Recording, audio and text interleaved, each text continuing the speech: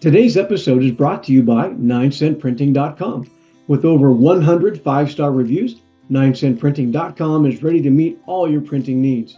Are you a church plant or small church with no copy machine? No problem. 9cent Printing has you covered. If you need bulletins, flyers, books, cards, offering envelopes, posters, they do it all. I know the Christian owners of this business personally, and I'm not just a fan, I'm also a customer. Fast, nationwide shipping, affordable, professional, wow printing at wow prices. Check them out at 9centprinting.com.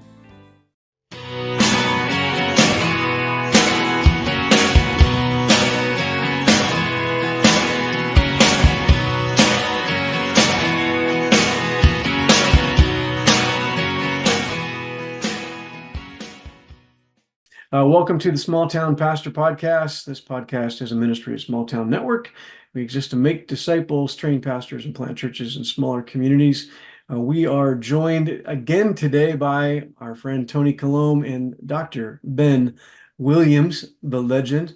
We were talking in the first half with Ben about his growing up in a small town, growing up in a pastor's home, kind of pathway to ministry and Bible college. And now we're going to kind of segue into Ben's new journey back into the local church. So you made a reference in the first episode about you launched out of Bible college with your wife into a local church, and I think you said something like, "And I got fired" or something. Oh, But totally, yeah. yeah, Yeah. and then you like went into like Bible college from there or something. So Yeah.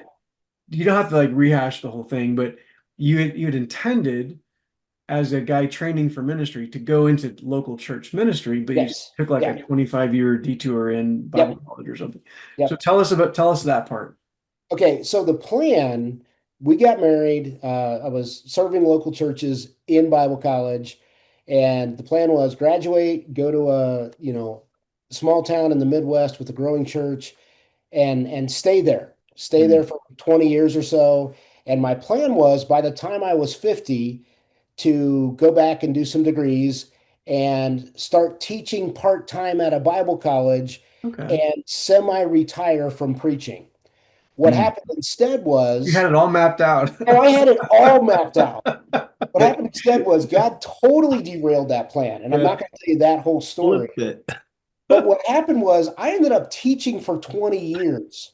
Semi-retiring from teaching. And literally, my youngest son graduated from high school. Mhm. 2 days later, I turned 50. And a week later, I accepted a job preaching at a church again. No way. That's And it was awesome. like my Opposite. entire plan was reversed. Yeah. It's like God says, that's cute. I got this in mind. Yeah. And we said that in our 20s and our 30s and are still saying it. So That's So awesome. in the last episode, you mentioned that you were at a Bible college in Missouri. Was that Central? that was at Central, yes. Mhm. Okay. I thought. Is Central still going? Yeah. Okay. I didn't know we've had so many closed. I've lost track of the ones that are still open and the ones are not. But so all these years later, there's kind of a story, and I'd love you just to kind of tell the story of like, because this has not been like a, oh, I think I'll, like send out resumes and then this church called me. Oh, That's not what no. happened here, right? So you're like ministering at the college and Yeah. became aware of this church and need. Can you kind of just tell us that story of how God kind of led you through a series of things over like a year, right? Like to Yeah, this. over a year. Yeah. Yeah. Mhm. So yeah, and you cut me off if I'm going too long on this, Oh, that's okay. but I have always stayed connected with the local churches and with preaching, and especially with intern work. I've done a few where I'll go in for a couple months or even for a year, and I'll preach. And my doctorate's actually in church leadership, and so I'll do some leadership consulting kind of on the side. Mhm. Um, you know, never paid at the level that I would be in the corporate world, but or at all, but kind of coordinating some leadership things in the church, which is really great to do as an interim guy, because if they get mad at you, what are they going to do? Right. So this opportunity came up, and this church had been through a lot. They had lost most of their leadership over a short time, Mm. and I just started meeting with the elders a little bit. And okay, we need somebody to fill the pulpit, and I just kind of kept coming back saying, if you want, how about I fill it more permanently till you can get somebody? And you know the story that turns into a year of, and at the same time, I'm meeting with the elders, and then I start meeting with the staff, and I've got a full-time gig, and this is just in addition to all that, and just really started to feel out, hey, these people are great people that are trying to do ministry, but they've got some leadership struggles, and it's not they're bad people. Right. They just don't have good tools for how to manage this. And again, I'm the interim guy. I'm the outsider. I can say, hey, this isn't exactly healthy. How can we approach this differently? So anyway, they're going through the process. They're going through a search completely on their own, and they had a guy lined up, and they flew him out. He does a trial sermon. They vote on him, the whole 9 yards. And meanwhile, I'm just preaching, but I'm preaching intentionally to go a direction of here are the things that make for a healthy church. And there's actually a church split in the middle of this, while I'm here as the interim guy over some doctrinal issues. And so this guy is on the line. 6 weeks after they offer him the job, he turns it down. Wow. No And way. I'm just like, I don't have the energy to keep doing this. I need a break. And at the same time, the day that we get this text, Melissa, my wife, says to me, here's what you need to know. I've been praying, and I've been praying that if we're supposed to take this job, that this guy will turn it down. And That's so it's awesome. like, okay, Yeah. you're Did you want to saying, tell me that maybe? Like you're yeah, sabotaging me? no. She's like, In I have a prayer? confession. And I believe, and she's okay with me saying this. My response to her was, "Woman, what have you done to me?" Yeah. Uh, That's kind of like the story of the lady that in my church that told me, and she meant it with like all sincerity. She told me, I pray every time you go hunting that you don't shoot a deer. And I'm like, wait, what? can What? you can you get her not to pray next time I go with you? Yeah, Yeah, that's right. right. Yeah. You're in in my aura when you hunt with me, so you also cannot. Oh yeah, and I'm the bad luck charm. And So I asked her why, and she goes, well, you're my pastor, and the thought of you shooting an animal and cutting it up is just horrifying. I don't want you to do that. Okay, so back to your wife. yeah, so I mean, I'm in a sweet position at the college. It's a struggling Bible college, but I know what I'm doing there. Right. It's hard work, but I work hard and I know what I'm doing. And I was actually talking about taking some more positions at the college, and I love where the college was. Dealt with some tough stuff, and on the other side of that, it's like, okay, God's ready to move, and I'm here, and I felt like I had a role in what was going on, and was Right. being offered a bigger role in what was going on. And this church stuff, I mean, churches are messy. Yeah. Why would I give up this stable college job to go back into a church? And it was just so clear that God was saying, okay, the time's now. You've got one more in you. Mm, You don't have the same responsibility with your kids anymore. Right. And you can spend a couple more hours doing this. And of course, my wife was totally on board. And it's like, no, okay, we're in. We're in mm. for the whole mess. And we worked with them through the split and through the leadership struggles. And it's like, no, we're going to do this anyway. That's So cool. So your Middleton is like a town of about 10,000, right? yeah, Ish. And it about about 11,000 doubled in the last 10 years. okay. How many Wow. minutes away from like Boise proper? Okay, so everything in Boise takes longer because everything's always under construction in a growing city. So you're basically 30 minutes from downtown. Okay. That's not bad. So when I've been to Middleton and I haven't driven like all around it, but it seems like it's kind of a small little town surrounded by like farm fields and stuff. Am I accurate in that?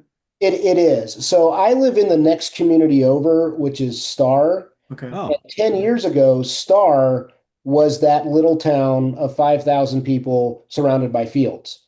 There right. are no fields in Star. Right. Middleton is just over the county line. And Mm, that's part of the big difference. So all of the new businesses have gone into the next town. we've still got one grocery store in Middleton. Right. We don't have a Walmart, we don't have a McDonald's, any of that stuff. And so there are still more fields around. And so even though it's being absorbed into Boise proper, growth is just mad. They're expecting to build 3,000 houses in the next 3 years here. It Wow. still very much operates as a small town. Okay. The local high school has 1,600 students, but it's our high school with our football team and it's still very much the small town feel Hmm. in the middle of a city that's kind Even of though it's a growing right now. sizable high school, yeah. Yeah. Yeah. Yeah. Wow. So then you're a year of doing full-time professor and then trying to on the side preach, lead an eldership, lead a Yeah. staff, and kind of cast vision for a church. I heard you say loud and clear. It was like God made it clear to you that this is what he wanted you to do. What's it been like? I mean, what's our time frame? You've only been doing this for what, like 3, 4 months, something like that? Well, I accepted the position in January. Okay. Yeah. And so I spent 3 months doing both jobs, Right. basically 30 hours each place. Okay. Now, that was more than 30 hours each place. And then in June, I officially was full time and I only had one job for the first time in a couple of years. And that Mm. was at the church. Okay. And then September came and I'm teaching at the college 1 day a week. So I'm now full time at the church, part time at the college. I spent a Right. year doing it the other way, Right. full time at the college, part time at the church. Now I'm full time at the church and have been getting ready to wrap up my first year of doing that. So So Cool. what's it been like? What's Mm-hmm. like give us some of like what are some things you didn't see coming? What are some things that have been like uh, little surprises, like good ways? Like what are like, Yeah, yeah, yeah. I talk about was I was even going to ask just a little bit, kind of sure. along with Eric's question, like, what are some of the differences, like now that you're transitioning back into ministry full yeah, time versus like before you were on your teaching career yeah. in ministry, like, Which is not ministry. According to the IRS, it is. He just said you're back in ministry. I'm like, well, kind of was in ministry, but like well, you know what Well, I mean. I've no, I've located, always been in yeah, ministry, and but local it church is ministry. it is a different animal altogether. And the biggest difference is people. And I had to make a decision early on that as a teacher, I had a role of authority. Mm, I assign your grade. And my mentality, my personality was such that there were times when I just said, no, you can't do that. mm, You will do this in my class, period. And right. it doesn't really translate to church. Right. And so I was very, very cautious about that. But what I found, and partially due to there was a leadership gap in all the transition, but when I did speak and say, we're going this direction, people are willing to follow. Mm, It's not, it's well, and part of it is I'm 50 now, I'm not 25. right. And I really think that is the key. Now I'm doing a lot of things differently. I think I have slightly less arrogance than I had in my 20s. And I think I communicate with people a little better, I hope. But I found people are willing to follow if you're willing to lead. Hmm. Yeah. If you're willing to say, this is why, this is how we're trying to meet people and point them to Jesus. They're like, oh, okay, how can we help? And so Yeah. that's been really cool, but it has been a shift.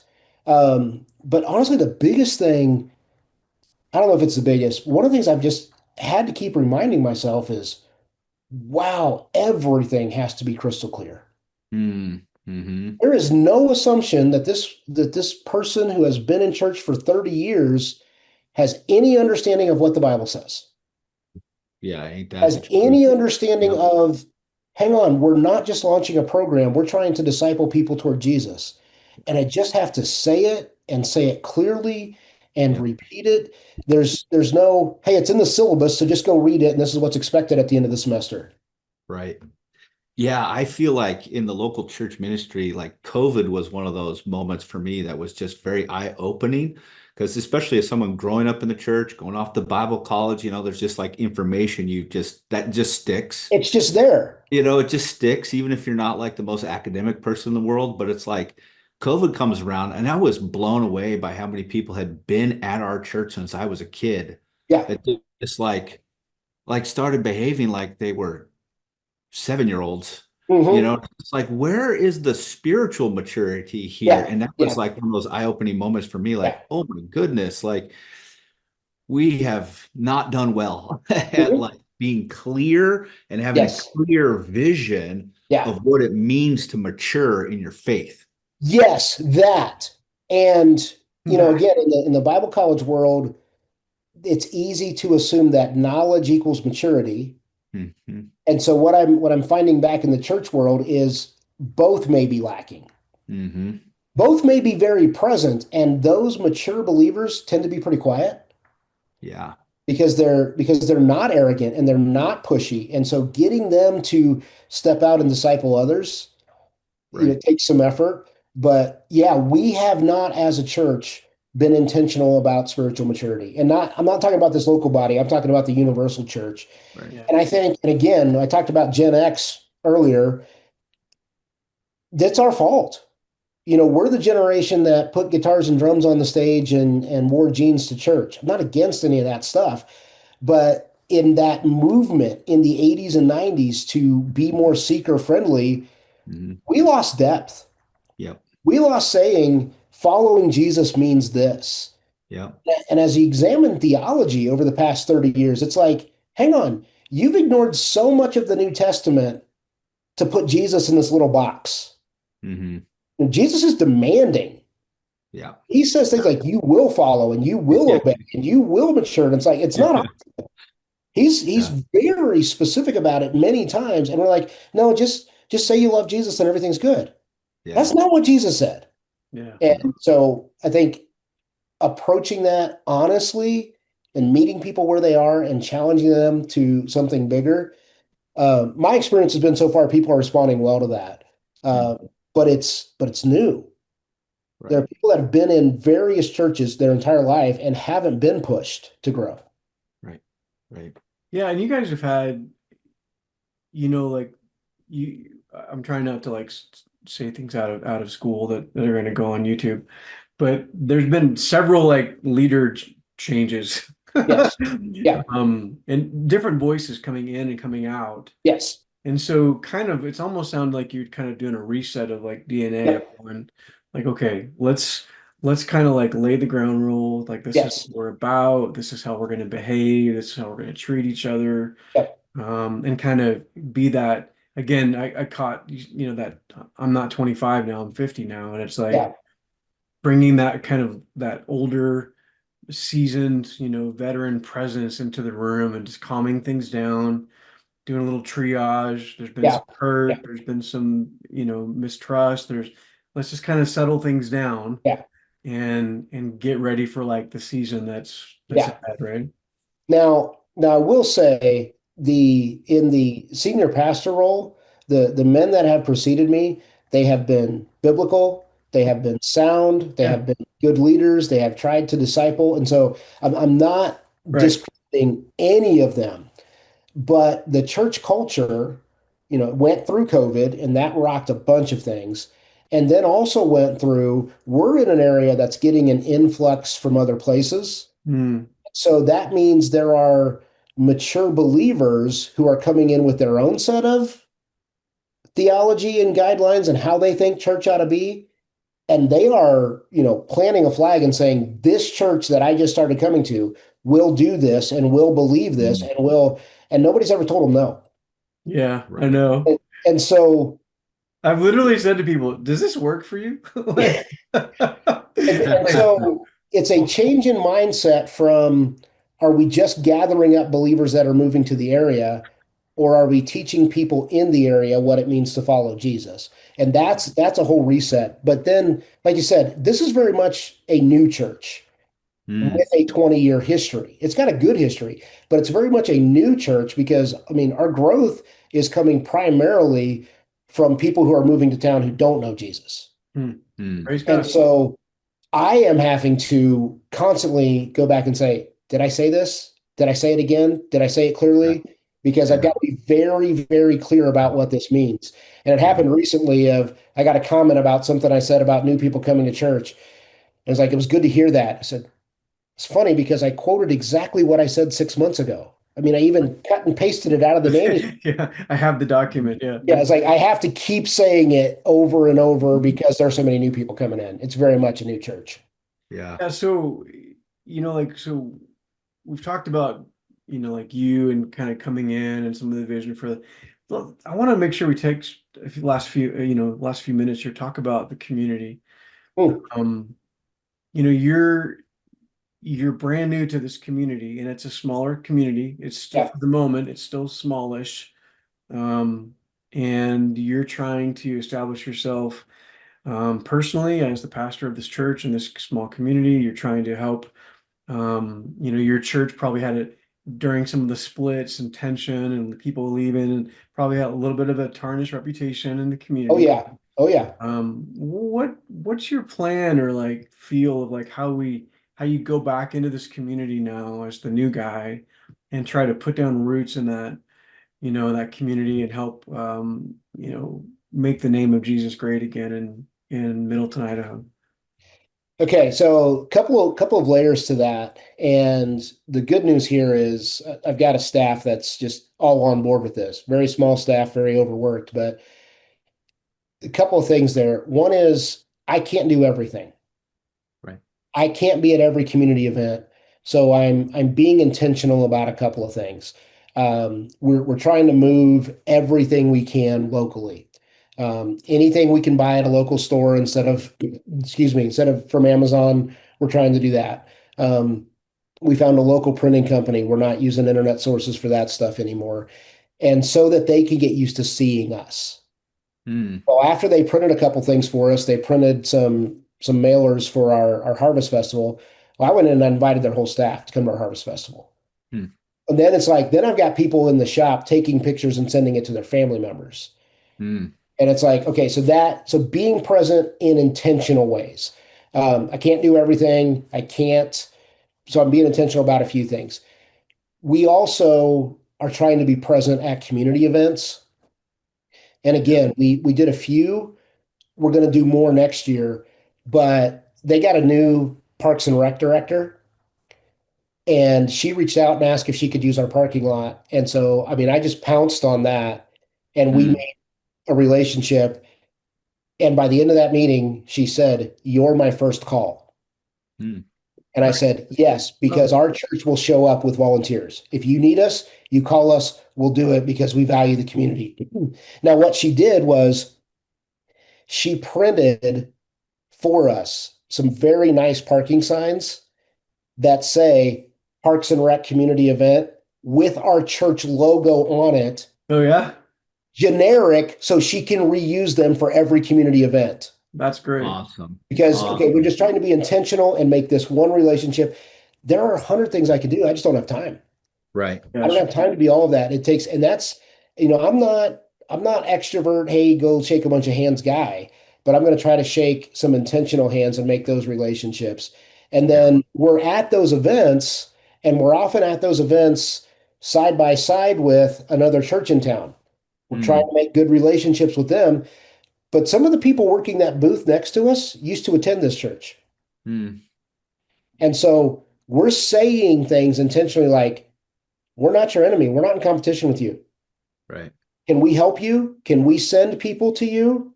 Can Yeah. we support you in this?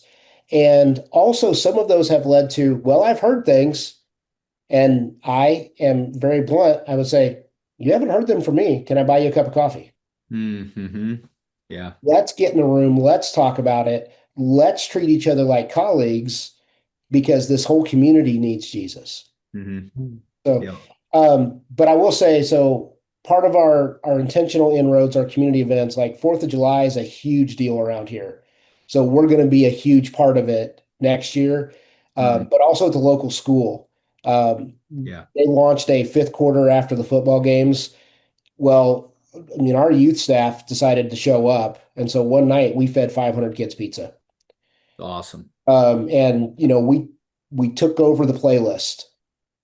And we took out a bunch of things on the playlist and put a few Christian songs in the playlist, and the night just went great. Um, our youth minister is now, he's doing lunch duty at the middle school. Awesome. And so he just shows up, he's got a, yellow vest on, and Yellow vest.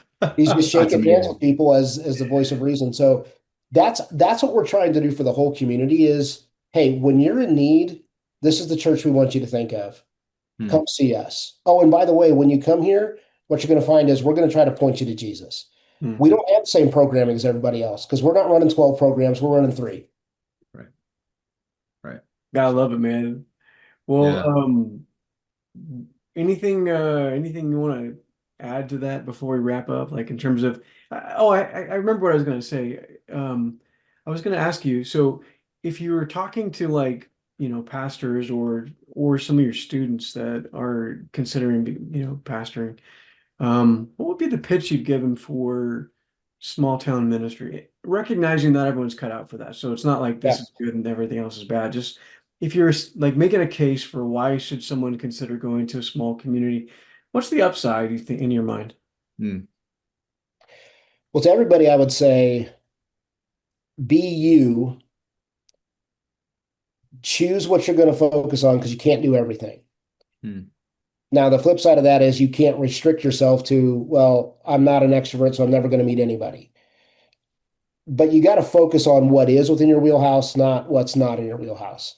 If I get asked to do a week of camp, I'm probably speaking. I'm probably not the games guy because that's in my wheelhouse and one's not. Same with the church, especially in a small town. I can attend some of the events without running them. So that's very important. But as to the value of small town, this hits home because I'm preaching Titus 2 on Sunday. I believe we change culture in the small areas. We change culture in our family first. And then we change culture in our circle of influence, whether that's at the job or we change culture in our community. And I don't accept the idea that even though there are more people in the cities, that's where we're going to change culture. Because there are people in these small towns, there are people in these small churches that are going to influence a family and a community. And then one of them is going to go to the big city. And that person's going to have an impact on the people in that city and that city on the world. And I think I would argue, and it may be because I'm a small town guy, there is just as much value in the small town church as there is in the big city church because you cannot get by with being shallow. You were just talking about like, I love what you're saying. You're making a great point that we can change culture from small towns. It doesn't have to be always the city where culture changes and then trickles out into smaller communities. A lot of our kids that are raised in small communities won't stay when they grow up, and they can take those values and that vision of being a disciple of King Jesus into the city with them. I think that's a fantastic point. I Ben, think go I'm ahead. going to go so far as to say it's the only place culture changes. Right. Because a platform doesn't change culture unless that permeates my life and my family and my small circle of influence. So even on a large scale in a big city, if that hasn't permeated the small circle, it hasn't changed culture. Yeah. Right on. Yep. We're at the end of our time, so I want to thank you for jumping on. Your church is Canyon Springs Christian Church. People could find you online at canyonsprings.com. Want to remind our listeners to be sure and check out 9centprinting.com, unless you're sourcing local like Ben and his church. But otherwise, use 9centprinting.com. If you like what we're doing, we'd love you to like or subscribe wherever you watch or listen. If you're interested in Small Town Network, you can find us online at smalltownnetwork.com. And if you believe in the importance of planting disciple-making churches in smaller communities, we'd love you to consider partnering with us in prayer and financial support. You have been listening to the Small Town Pastor Podcast.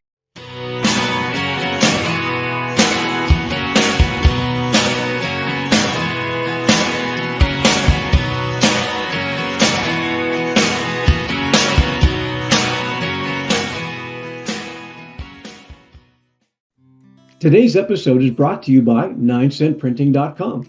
With over 100 5-star reviews, 9centprinting.com is ready to meet all your printing needs. Are you a church plant or small church with no copy machine? No problem. 9 Cent Printing has you covered. If you need bulletins, flyers, books, cards, offering envelopes, posters, they do it all. I know the Christian owners of this business personally, and I'm not just a fan, I'm also a customer. Fast, nationwide shipping, affordable, professional, wow printing at wow prices. Check them out at 9centprinting.com.